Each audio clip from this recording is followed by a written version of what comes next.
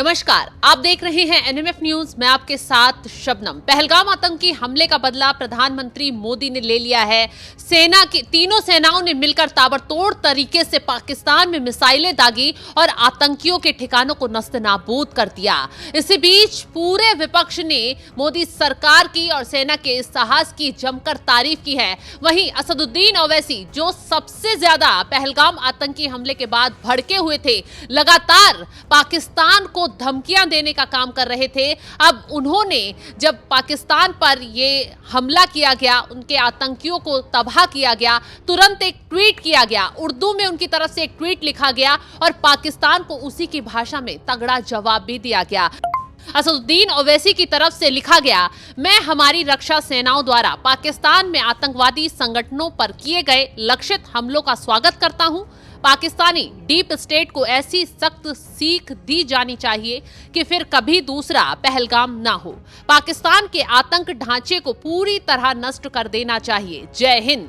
Operation सिंदूर, ये कहा गया है असदुद्दीन ओवैसी की तरफ से। तो इस पर और खबर की जानकारी देने के लिए मेरे साथ मेरे सहयोगी है अभिषेक पुंडिर। अभिषेक, जिस तरीके से असदुद्दीन ओवैसी खुलकर बोले हैं, कांग्रेस की तरफ से भी अब समर्थन कर दिया गया है।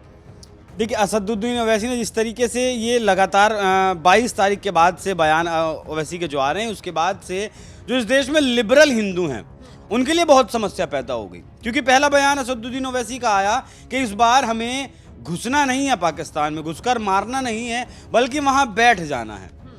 और प्रधानमंत्री मोदी की कार्यशैली पर, उनके फैसले पर उन्होंने जो शब्द बिहार में कहे थे कि आतंकियों को चुन चुन कर मारा जाएगा और दुनिया के अगर अंतिम छोर पर भी वो होंगे तो वहाँ उन्हें ढूंढकर मारा जाएगा, ठीक वैसा ही किया भी। और ओवैसी प्रधानमंत्री मोदी की इन शब्दों के साथ खड़े रहे, विश्वास के साथ खड़े रहे।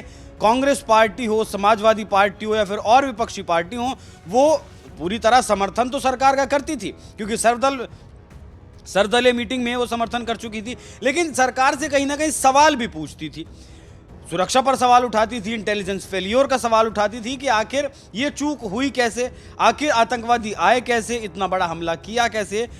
हालांकि सरकार की तरफ से कहा गया था कि पहले एक बार हम इसका बदला ले लें, उसके बाद जवाब भी विपक्ष के सारे सवालों के दिए जाएंगे। लेकिन असदुद्दीन ओवैसी ने इतने तीखे स्वर में इस तरीके का सरकार से सवाल नहीं किया।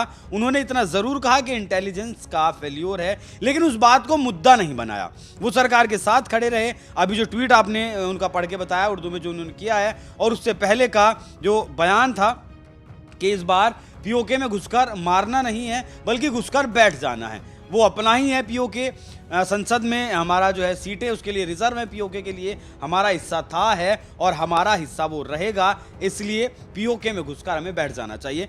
तो ओवैसी के बयान से लिबरल जो हिंदू हैं उन्हें बहुत ज़्यादा शबनम परेशानी मुझे लगता है अब होने वाली है। बिल्कुल, असदुद्दीन ओवैसी ही विपक्ष के एक ऐसे नेता हैं जो लगातार जब से पहलगाम हमला हुआ था तब से भड़के हुए थे पाकिस्तान के खिलाफ, और मोदी सरकार के साथ खड़े होते हुए साफ साफ कह रहे थे कि पाकिस्तान को उसी के लहजे में जवाब दिया जाना चाहिए। वहीं बात करें अगर कांग्रेस की, तो कांग्रेस ने गाइडलाइन जरूर जारी की थी कि कोई भी पहलगाम आतंकी हमले को लेकर सवाल नहीं खड़ा करेगा, सरकार को नहीं घेरेगा। लेकिन उस लाइन को तोड़ते हुए खड़गे ने ही जब ये एयर स्ट्राइक की गई, उससे एक दिन पहले मोदी सरकार पर सवाल खड़े कर दिए और कहा कि कब बदला लिया जाएगा। वहीं अजय राय, जो एक राफेल का खिलौना लेकर सरकार को घेरते हुए मजाक उड़ाते हुए नजर आए। लेकिन हालांकि जब ये एयर स्ट्राइक की गई तो उसके बाद कांग्रेस से बिल्कुल पलट गए। उन्होंने भी मोदी सरकार के इस कदम की, सेना के साहस की जमकर तारीफ की है। और जिस तरीके से विपक्ष अब एकजुट होकर मोदी सरकार के काम पर खुश नजर आ रहा है, सेना के इस कदम की जमकर तारीफ कर रहा है,